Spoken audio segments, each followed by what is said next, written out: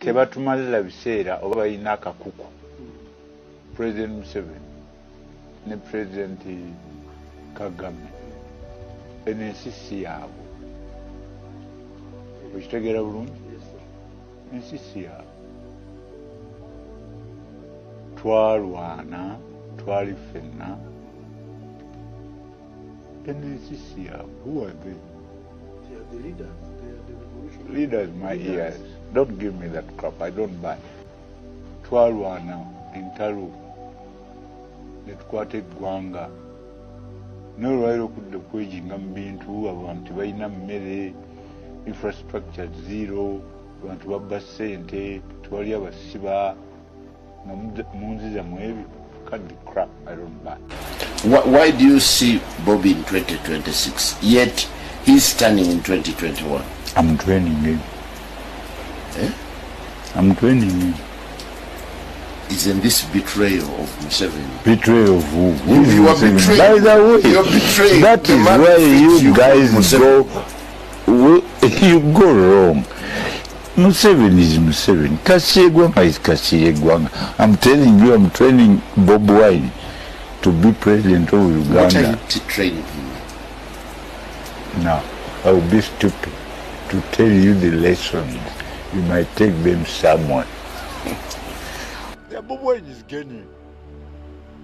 Ye muntu gutula naye nze bwe yawangula yajja ewange ne beera agenda mu campaign. Bob Wine yajja n'aŋŋamba waayi tutambudde tutya kapo ne muganda genda ojja bawangula era n'abenaalemu nabagamba ne bagamba nti temutwala president mu bintu ebyo.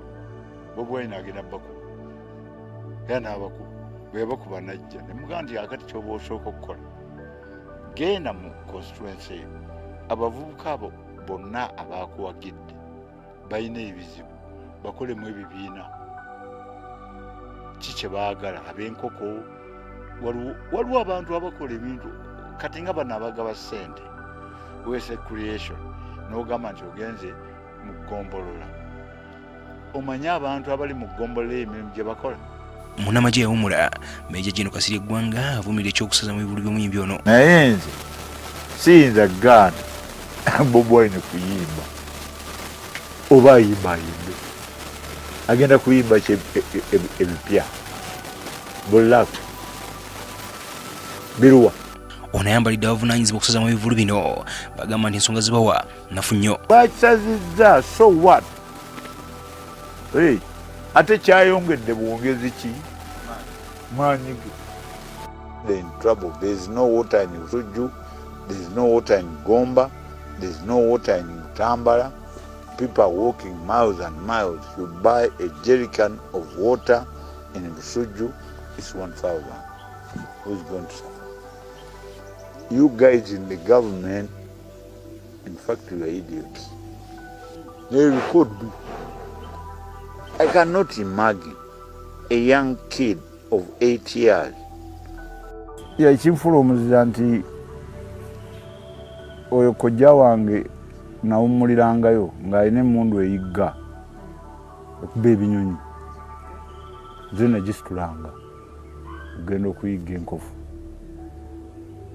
naye nga baana abatabala batya emmundu naye nga nze ndi excited nayo era nayiga okukuba emmundu yanjigiriza okukuba emmundu nga nina emyaka 12 nasooka okukuba enkofu yange yasooka kale omutima gwawe gwayagala